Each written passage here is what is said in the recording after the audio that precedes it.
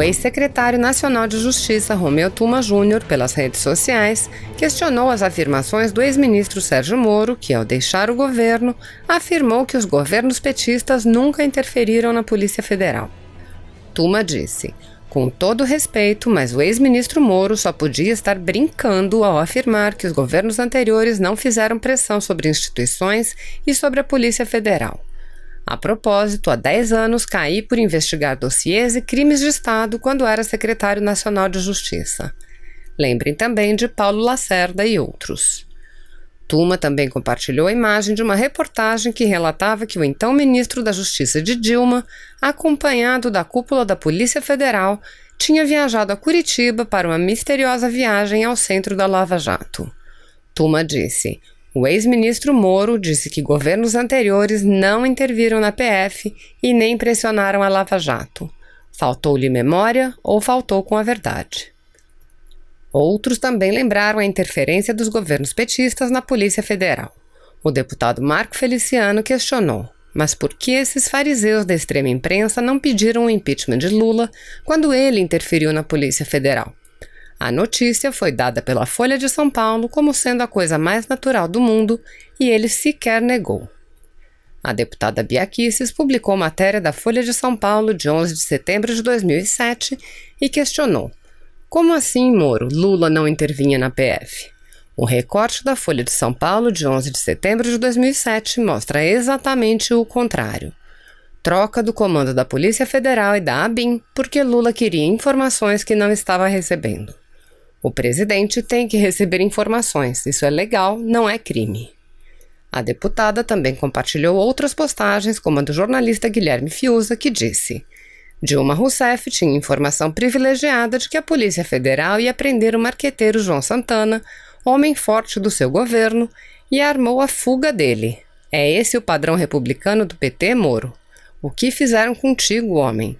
A delação de João Santana está na gaveta e Dilma está solta." O deputado José Medeiros compartilhou matéria do site Diário do Poder com a manchete: "Lula trocou o diretor da Polícia Federal para ter acesso a informações, mas não foi acusado de interferência." E acrescentou: "Lula e sua turba podem tudo." O jornalista Cláudio Humberto, responsável pela matéria, afirmou: "Em 2007, o então presidente Lula demitiu o diretor da Polícia Federal para ter acesso às informações sobre suas grandes operações. Curiosamente, não foi acusado de ameaçar o Estado de Direito com suas interferências políticas na corporação." Boa noite, seja bem-vindo ao Brasil em Pauta. A pandemia do novo coronavírus tem trazido a atenção do governo para a saúde das pessoas, a saúde da população e, mais ainda, com o bem-estar social, especialmente daquelas pessoas menos favorecidas. Para detalhar as ações do governo justamente para essa parcela da população, eu converso agora com o ministro da Cidadania, Onyx Lorenzoni. Olá, ministro. Boa noite. Obrigada pela entrevista. Bom, ministro, vamos começar falando então sobre essa preocupação com os efeitos da pandemia do novo coronavírus diretamente aos menos favorecidos. O que é que o governo tem feito, que medidas imediatas o governo tem feito para atender essa população? Bom, o presidente Bolsonaro tem, de maneira correta, equilibrado medidas que cuidam da saúde, que dão condições do atendimento das pessoas, que vai lá dos equipamentos de proteção, passando pelos testes, né? Passando pela estruturação, né, da estrutura hospitalar do Brasil. E junto com isso também as medidas econômicas, né? O Brasil, que foi colocado em ordem no ano passado, nós fizemos a maior reforma previdenciária, né, que o mundo ocidental já fez de uma única vez. O Brasil recuperou a confiança interna, recuperou a confiança externa, né? E nós somos todos surpreendidos aí por essa pandemia e, obviamente, que isso causa uma preocupação muito grande no médio e longo prazo, né? Então, nós temos que proteger no presente a vida das pessoas, mas nós temos que pensar no futuro imediato, porque fome, miséria e desemprego matam tanto ou mais do que a própria epidemia. Então, o presidente tem esse esforço, coube ao Ministério da Cidadania, numa parceria que nós estabelecemos com a Dataprev e com a Caixa, encontrar, né? Eu digo encontrar porque algo entre 20 a 30 milhões de brasileiros serão bancarizados pela primeira vez, nunca tiveram uma conta em banco, e junto com as pessoas do Cadastro Único e do Bolsa Família, nós devemos atingir bem mais de 70 milhões de brasileiros.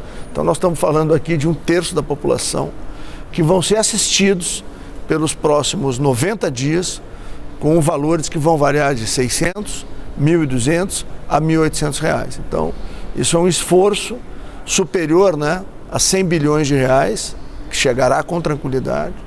E o presidente Bolsonaro determinou que esse auxílio emergencial seja feito com segurança e com agilidade.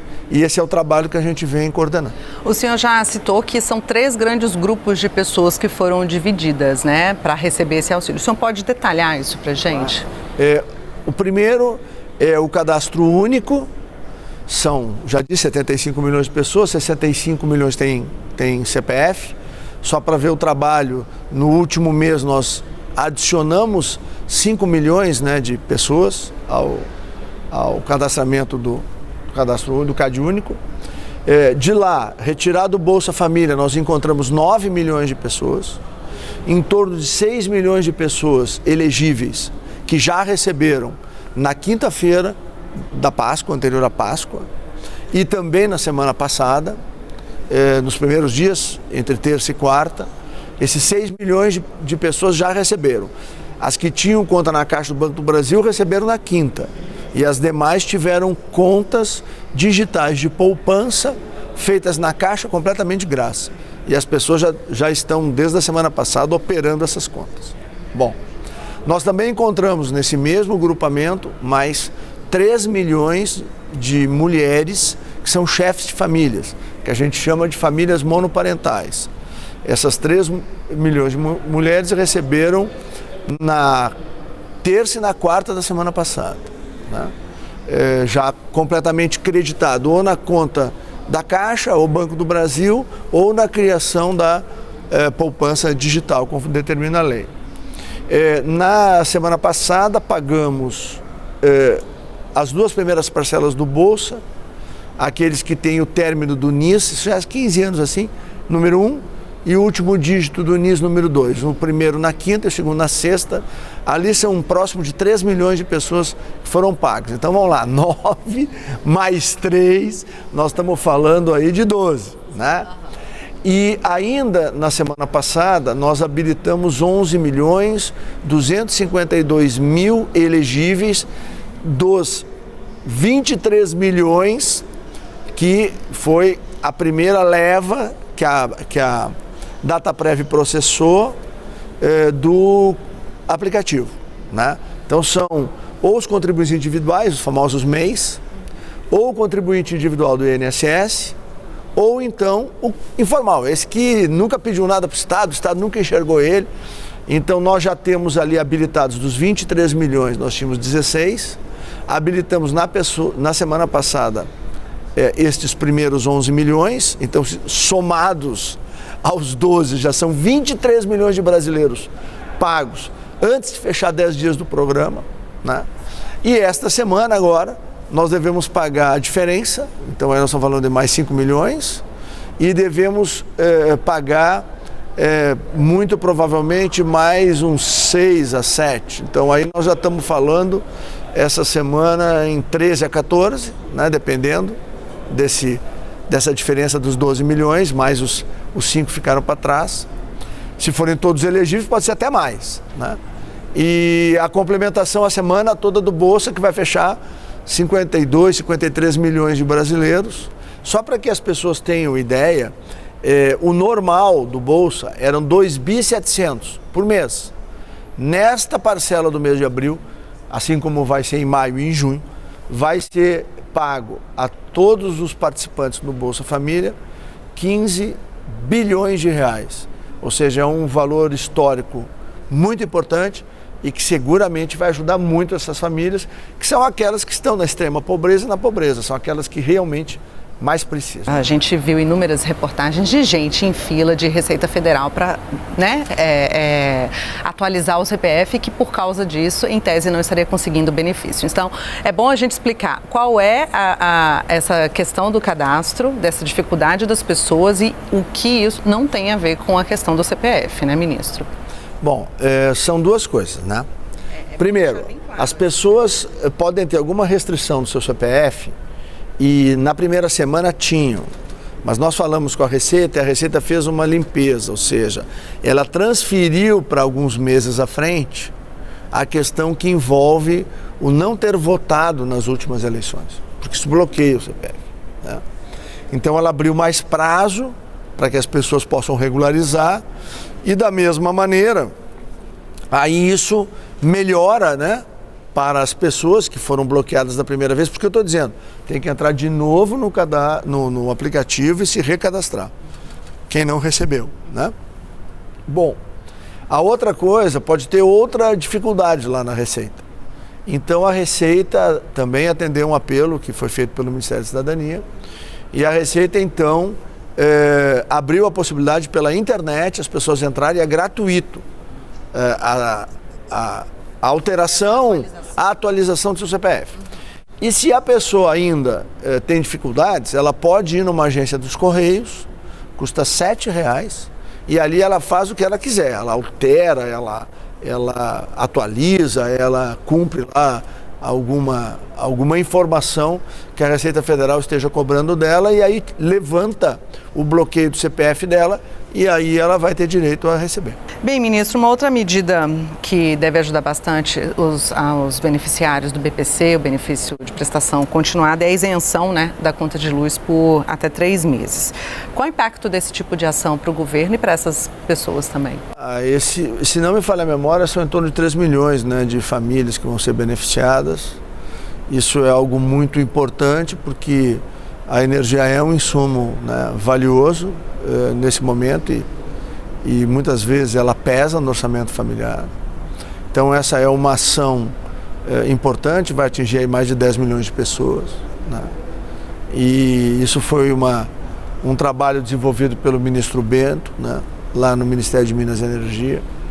E que, claro, nós que lá com assistência social cuidamos dos mais vulneráveis, e a gente sabe do esforço que esse verdadeiro exército aí de homens e mulheres que trabalham na assistência social, no SUAS, a gente fala muito do SUS, né, que é mais conhecido, mas nós temos um outro sistema, que é o SUAS, que cuida dos mais vulneráveis, dos idosos que estão, por exemplo, nas LPIs, né, nas instituições de longa permanência. Nós temos mais de 1.913 instituições no Brasil que nós estamos ajudando, né? Inclusive a primeira-dama também com o Pátria Voluntária está organizando um processo de voluntariado, de doações e de, às vezes, além de gêneros alimentícios, medicamentos, roupa, né? Melhoria da condição das pessoas, precisa também levar uma palavra, né? As pessoas precisam de um carinho, né? Às vezes não pode ter o toque, né? Mas pode ter uma palavra de conforto, pode ter uma palavra carinhosa, isso melhora muito o ânimo da pessoa, né? Ela se sente querida, né? E esse é um trabalho importante que vem sendo feito, além também do suporte, né, a estados e municípios. Nós recebemos aí, está previsto um valor de mais de 2 bilhões de reais que nós vamos aplicar no reforço dessa estrutura de acolhimento, de atendimento aos mais vulneráveis, exatamente para minorar o impacto da doença, né? Que isso é muito importante. O governo federal está transferindo recursos para estados e municípios de todas as ordens. O governo federal preparou programas que somados chegam a mais de 700 bilhões de reais, quer dizer, é uma injeção vigorosa na economia, né? Estamos ajudando as famílias, estamos ajudando as pessoas que o Estado nunca ajudou. É uma determinação do governo Bolsonaro atender esses informais que nunca pegaram um centavo do Estado, né? Ajudar essas famílias e estimular que com responsabilidade, de maneira gradual, as prefeituras vão soltando as atividades econômicas nas cidades. Bem, ministro, para a gente encerrar, o senhor gostaria de deixar algum recado para a população, para essas pessoas que precisam da ajuda do governo e que contam com esse apoio nesse momento? Bom, primeiro dizer que com tranquilidade, Esses recursos estão disponíveis por 90 dias. O aplicativo da Caixa, para aqueles que não estão nos cadastros, que nós já encontramos as pessoas, está disponível. As pessoas podem se cadastrar até o dia 2 de julho. Mesmo um cadastramento feito lá, vão lá em 30 de junho, ele, uma vez encontrado, ele vai receber os recursos, as 3 parcelas que ele tem direito. Então, as pessoas fiquem tranquilas. Esse aplicativo, essa conta digital que a Caixa cria e o aplicativo Caixa Tem, ele permite, por exemplo, que a pessoa transfira para um filho, para uma filha, para um vizinho, para um amigo, para uma amiga, que tenha, inclusive, cartão, né, de qualquer banco, sem nenhum custo. Nós acertamos isso, não tem taxa nenhuma. Uma outra coisa muito importante, a pessoa está negativada lá no seu cheque especial, não se preocupe, não interessa quando você está devendo, os bancos públicos já são assim, os privados fizeram acordo com a gente, a conta pode estar vazia aqui, e a continha nova, ela é uma conta vinculada, você pode usar o cartão dessa aqui, mesmo que esteja devendo, nesses R$600 são intocáveis, ou 600 ou 1.200, o que for. É intocável, ninguém toca, esse é só seu, para comprar alimento, para comprar medicamento, para comprar roupa, para poder enfrentar esse momento difícil até que o Brasil volte a trabalhar e a vida, se Deus quiser, volte ao normal. Pode confiar, nós estamos com muita humildade, com muita seriedade, com muito esforço, trabalhando para que juntos a gente vença isso e o Brasil saia mais forte dessa epidemia. Bem, ministro, e os beneficiários do Bolsa Família? Eles já estão recebendo esse auxílio emergencial e é o maior número da história, não é isso? Exatamente. São 2 coisas que o governo Bolsonaro bateu o recorde. Primeiro, 14 milhões, vamos ser bem precisos, tá? 274 mil famílias, né? E que vão receber mais de 15 bilhões de reais de uma única vez. Tá certo, ministro. Se você apoia Jair Bolsonaro, curta este vídeo. Manifeste a sua opinião e compartilhe para que a vontade do povo brasileiro seja conhecida. Inscreva-se no canal para ter acesso gratuito ao nosso conteúdo. Uma produção Folha Política.